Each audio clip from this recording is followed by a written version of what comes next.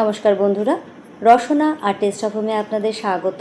যা প্রচণ্ড গরম পড়েছে, এতে আমাদের শরীর এবং মন সুস্থ রাখতে গেলে খুবই হালকা পাতলা রান্না খেতে হবে। এইরকমই একটা পাতলা মাছের ঝোল আমি বাড়িতে বানাই, সেটা আপনাদের সাথে শেয়ার করছি। চলুন আমি বাড়িতে বানাচ্ছি, আপনারাও দেখুন। এখানে আমি 3 পিস রুই মাছ নিয়েছি, ভালো করে ধুয়ে নিয়েছি। এটা কিন্তু একদমই বরফে চাপা মাছ নয়, একদম টাটকা মাছ ছিল। নুন আর হলুদ দিয়ে ভালো করে মেখে নিচ্ছি।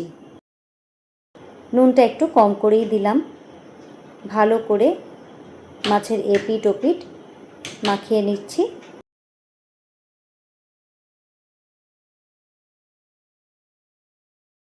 এখানে আমি ঝিঙে আর আলু ভালো মতো ধুয়ে কেটে নিয়েছি।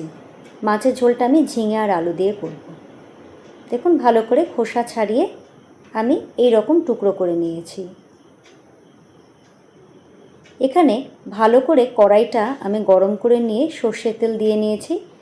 তেলটা ভালো করে গরম হলে চারদিকে খুন্তির সাহায্যে আমি ছড়িয়ে দিলাম, যাতে মাছগুলো না লেগে যায়। কিছুটা নুন আমি দিলাম, এতে কিন্তু মাছগুলো কড়ার মধ্যে লেগে যাবে না। সেজন্য আমি মাছে নুনটা একটু কমই মাখিয়েছিলাম। মাছগুলো দিয়ে আমি ভালো করে ভেজে নেব, তবে খুব কড়া করে ভাজবো না। খুব কড়া করে মাছ ভাজলে মাছের পুষ্টিগুণ নষ্ট হয়ে যায়, তাই এই মাছটা আমি একটু হালকা করেই ভাজবো।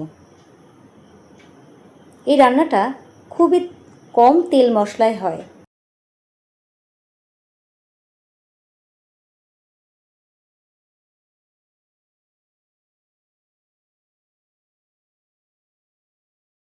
হালকা একটু লালচে রং ধরলে আমি মাছগুলো তুলে নেব।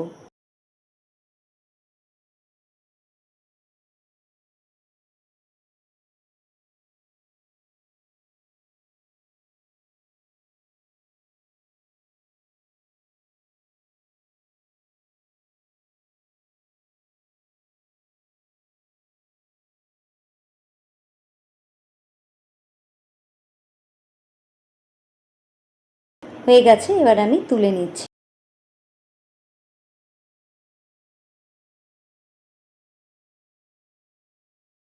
এবার আমি তেলটা কমিয়ে নিচ্ছি। একদম সামান্য তেলে আমি 5 ফোড়ন দিয়ে দিলাম, আর দিয়ে দিচ্ছি একটা কাঁচা লঙ্কা ভেঙে। এই 5 ফোড়ন দিয়ে ঝোলটা যা অপূর্ব গন্ধ হয় না, আপনারা রান্না করে একবার দেখবেন। এবার এতে আমি সামান্য একটু হলুদ গুঁড়ো দিচ্ছি আর একটু কাশ্মীরি লঙ্কার গুঁড়ো দিচ্ছি, জাস্ট কালারের জন্য। আপনারা চাইলে না দিলেও পারেন। এবার আমি এতে জলটা দিয়ে দিলাম। জলটা একটু বেশি করেই দেব, কারণ যেহেতু একদম পাতলা হবে। এতে কিন্তু আর কোনো মশলাই আমি দেব না।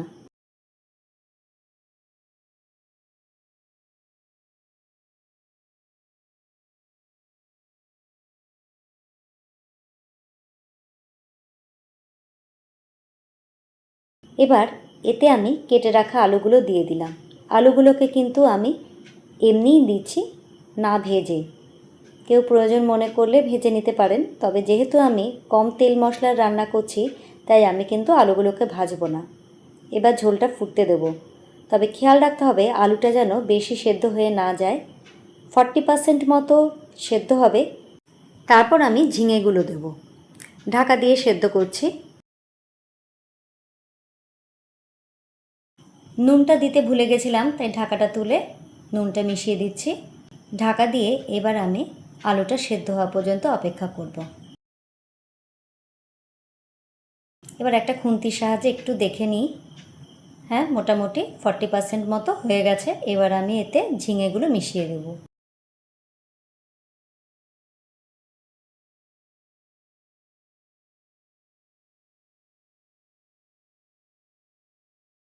একই সাথে আমি মাছগুলোও দিয়ে দিচ্ছি এতে।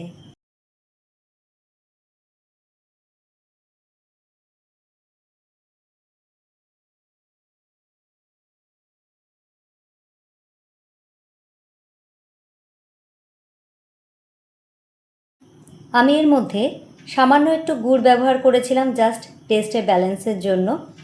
ঢাকা দিয়ে এবার আমি লো টু মিডিয়াম ফ্লেমে রেখে সেদ্ধ করে নেব ঝিঙে আর আলু।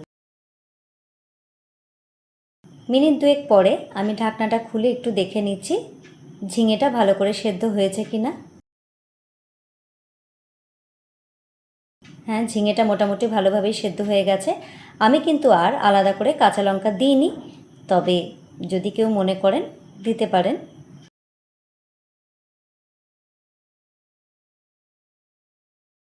ওপর থেকে একটু ধনেপাতা কুচি দিয়ে দিচ্ছি। ব্যাস, আমার রান্না কমপ্লিট। এবার গ্যাসের ফ্লেমটা অফ করে আমি ঢাকা দিয়ে কিছুক্ষণ স্ট্যান্ডিং টাইমে রাখবো।